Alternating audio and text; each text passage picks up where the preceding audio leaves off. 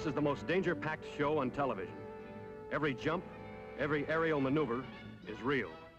Photographed just as it happened, without tricks or illusion. All that stands between the jumper and death is his ripcord.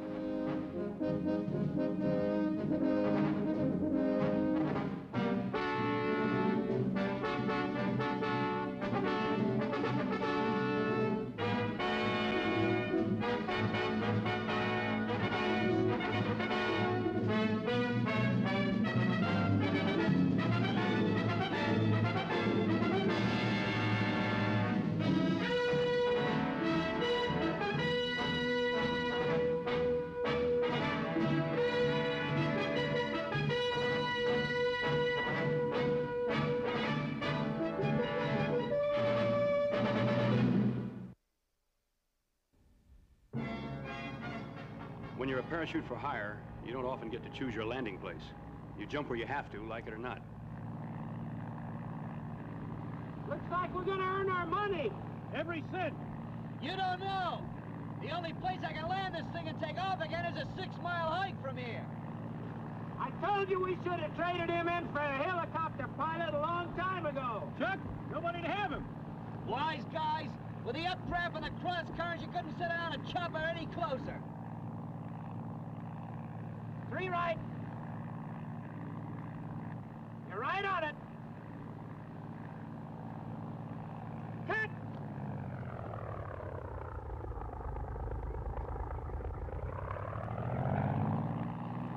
Where's that parking spot again?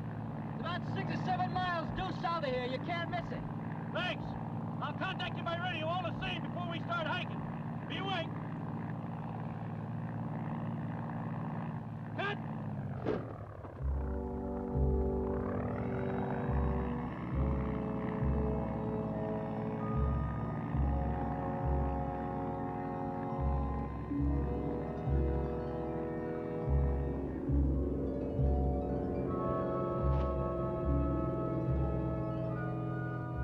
We were jumping this trip for 5 State Construction Company.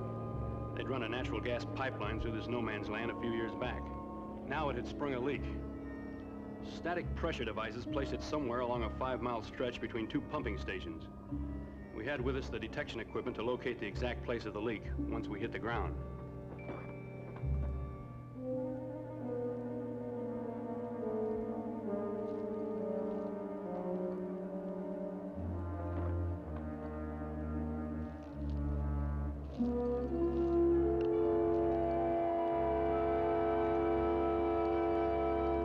There she is.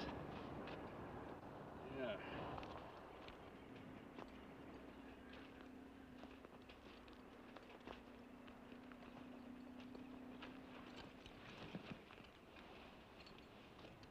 Why don't we leave this gadget here? How would we find the leak then? With our noses? Ted, your old buddy has got a nose like a bloodhound. Yeah, bigger too. We'll leave it behind when we take off. Let the repair crew salvage it. LB 1224, 5 State Construction. This is McKeever, over. LB 1224, 5 State Construction. This is McKeever, over. McKeever, this is 5 State. Conroy, over. Hi, Frank. We just landed at pump station 787-Juliet-24. Good. We're estimating that you'll pinpoint the leak within 2 hours. Check in before even if you don't find it, so we can advise the crew. Roger. We'll check in before 11:15. Out? That's what you think, Buster.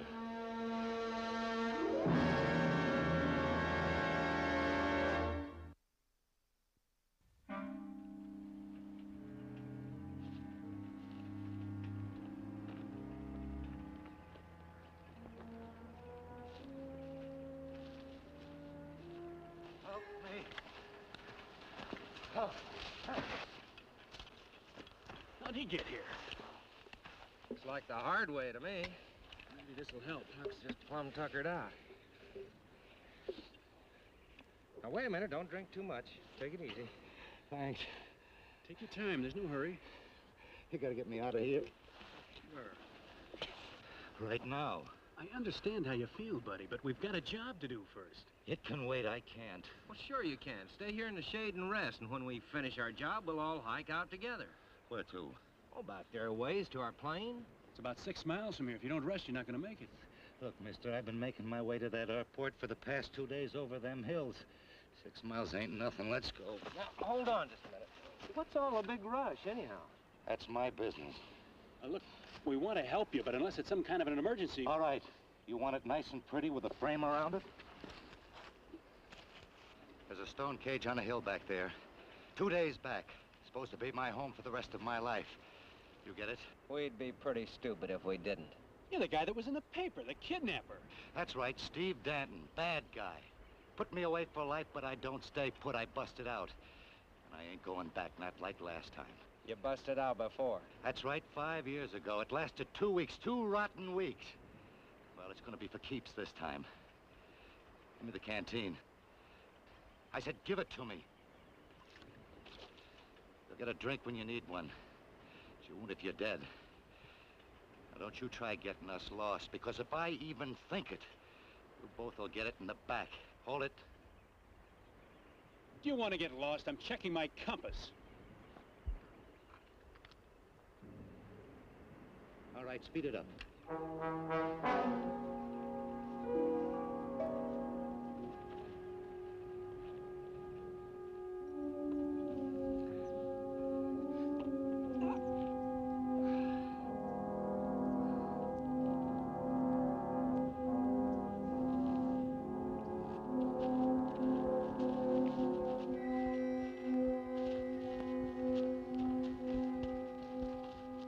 All right, let's hold it up here.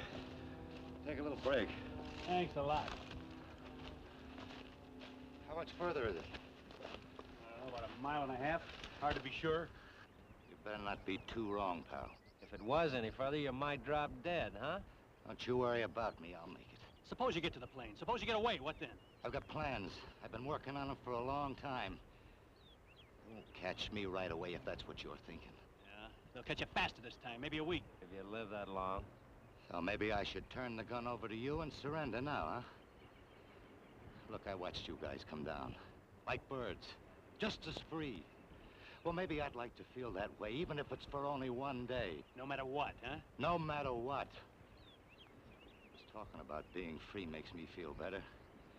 I ain't tired no more. Now get moving.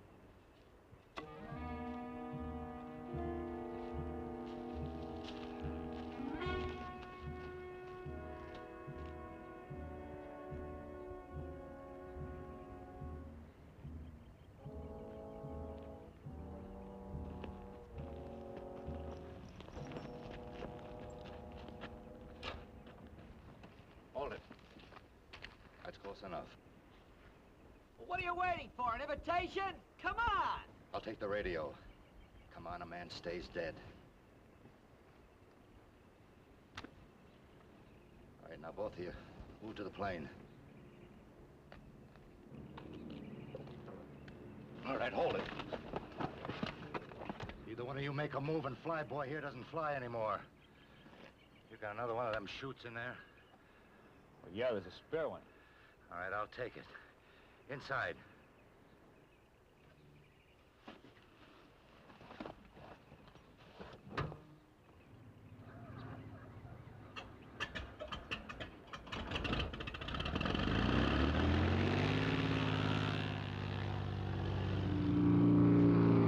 Well, there goes 5,000 bucks. What do you mean? The paper said there was a reward for him. Man, old Chuck don't know what he's up against. We gotta help him. Well, the only thing I know is the hike to that airfield he was headed for. It's 5 miles more. Boy, it'll take me an hour to run 5 miles. By that time, Chuck could be clobbered.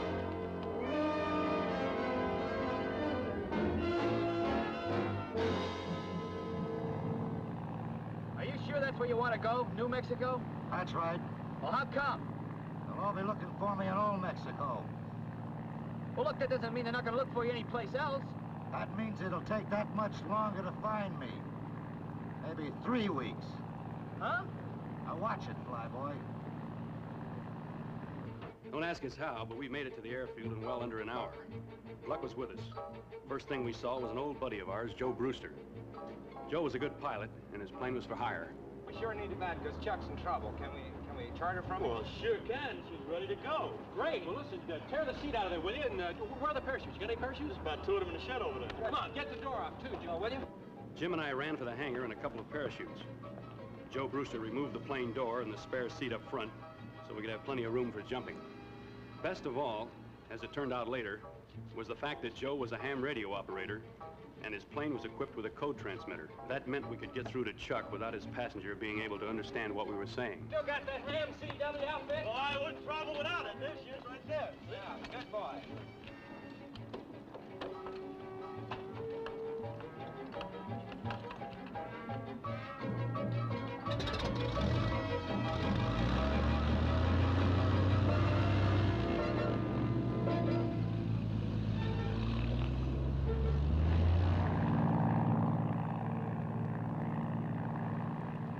Tell me something, will you? If and when I get you to this dreamland of yours, Carver Springs, New Mexico... Carter Springs. There'll be no if. You'll get me there. Sure, if the plane keeps flying. Make sure that it does. Well, I'll try. But supposing I get you there, what then? And you'll land this crate where I tell you to. Well, then what? You'll get up and walk away. What about me? That depends. On what? How good you are at keeping your yap shut.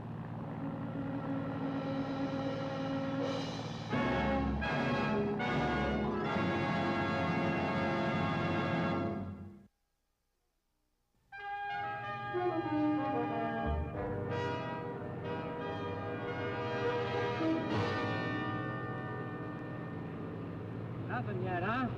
Nah, there's only a slim chance they can land anyway. We can't let $5,000 get away from us that easy. Is that radio still dead? On our frequency, it is. Want me to hold her on course for the border? Yeah, it's still my guess they headed to Mexico. Roger.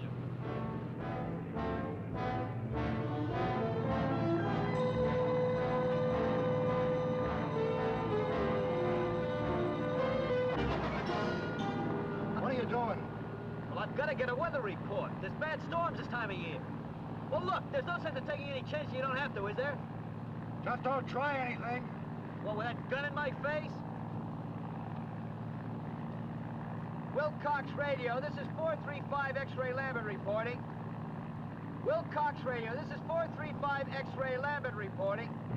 Over station at 3,000 feet at 0325. Request weather over Albuquerque out. Wise guy, What's the matter? you told him where we were heading. Told who? Look, Wilcox doesn't know we're in any trouble up here. But if we fly over and don't check in, they're gonna send the Marine Corps, the Navy, and the Air Force up looking for us. Is that what you want? Better get the right answer. What do you know? He left his dumb hat at home. Over Wilcox, headed for Albuquerque. Yeah, but he's too far ahead of us for us to tag him. We gotta tell him to put down somewhere. We better tell him fast. Joe, get on that key. Tell him we're 10 minutes northwest of him and tell him to make a nice, easy turn and put down somewhere near Wilcox. We'll find him there. Roger.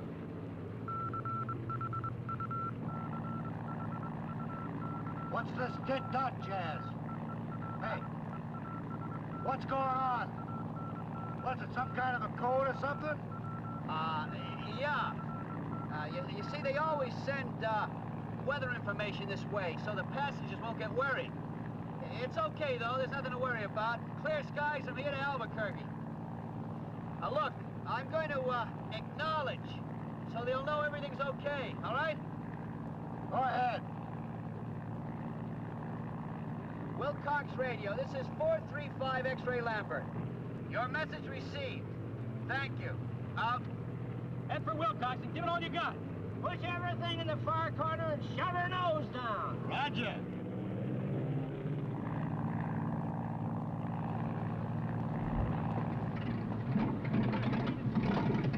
What's the matter? I don't like the way the anemometer's acting up. I don't like it at all. It's probably the strobe. The what? The strobe. The strobe. Well, it equalizes the pentaran in the engine. When there's enough of it. You mean there isn't any? Well, I don't know, but when the anemometer starts heating up like this... What happened? Well, just hold your breath.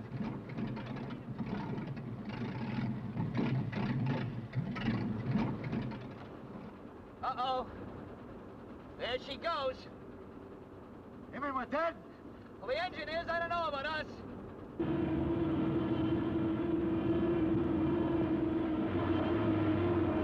We're gonna crash? Just hang on and pray.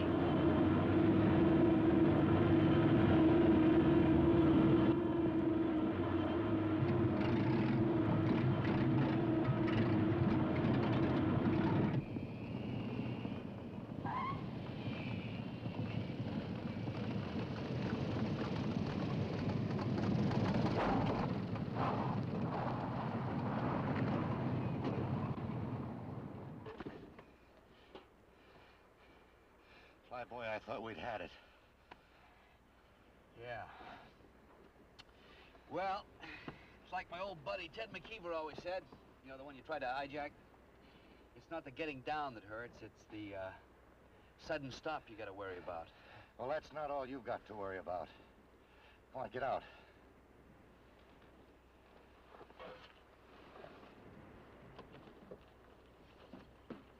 We've got a couple of new things to worry about. Yeah, like what? Like a buddy of your buddy spotting this crate from the air. There must be a lot of search parties looking for us now. Oh, yeah? Yes, and you know it. So to keep them from spotting us, we'll shove this thing under the trees. Well, me? Under the trees. Under the trees. Yeah, yes, sir. Well, look, you're gonna have to help me out. What do you want me to do? Get down the end. We'll push her down, swing her around.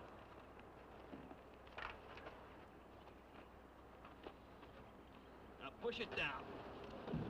Now swing it.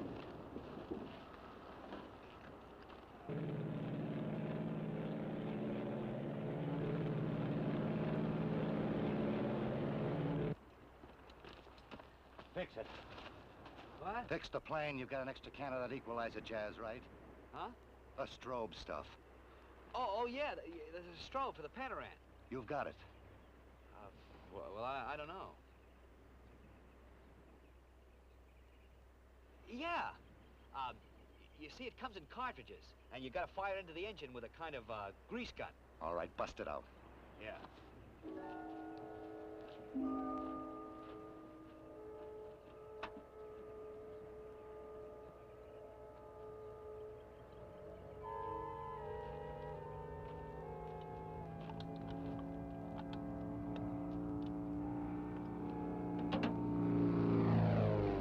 Search plane. You stay undercover, but get to work. You're the boss. Look, you better step back a little because sometimes these things backfire, you know. All right, but hurry it up.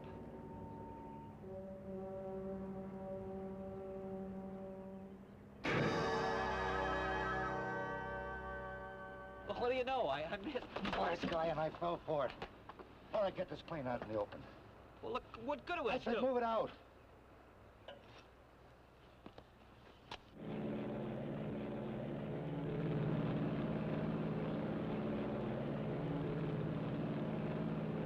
Hey, it's a flare from a berry pistol. Chuck, it's gotta be. How far away is it? About 2 miles, 2.5. Then we got him, maybe. All right, get going.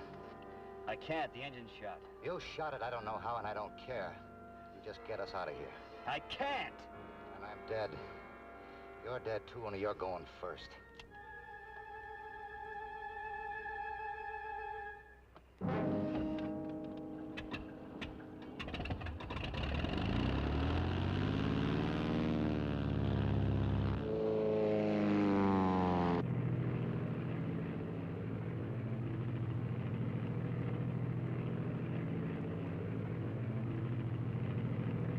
There they are. Nice going, Joe. Looks like you got him. I don't know. It looks to me like they're moving away from us. Hey, you're right. He's flying the wings off that airplane. Well, I would too if I had a gun in my back. Joe, can you close in on him? I'll do my best.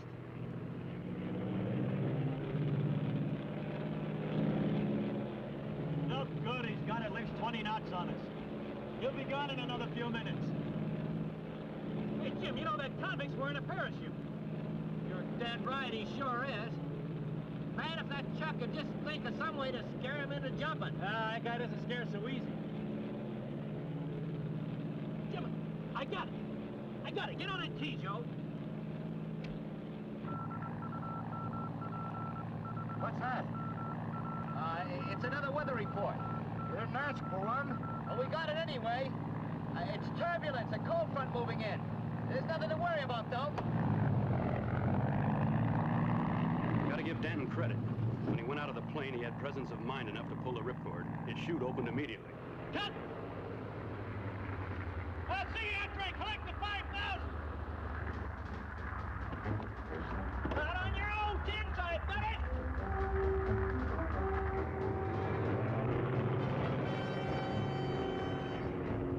He was at about 3,000 feet.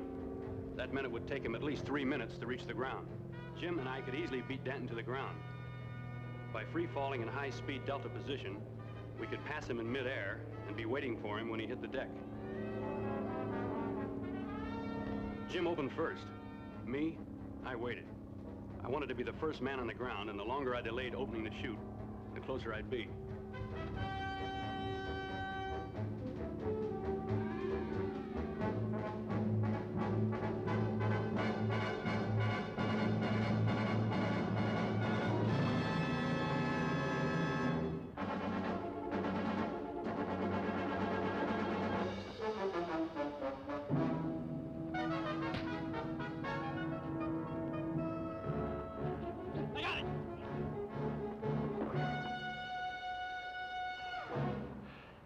Guess we'll have to split the 5 Gs.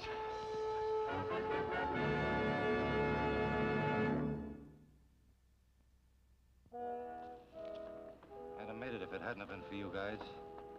That's real tough. Yeah. You know, mister, it seems to me like you went to an awful lot of trouble for nothing. I got news for you. I'd do the same thing again. Even if you knew it was going to wind up the same way? That's right. Last time you made it for 2 weeks. This time, 3 days. It was still worth it. How do you figure that? Those last 3 minutes up there in the sky was worth all of it. The first time in my life I ever really felt free. You guys know what I mean.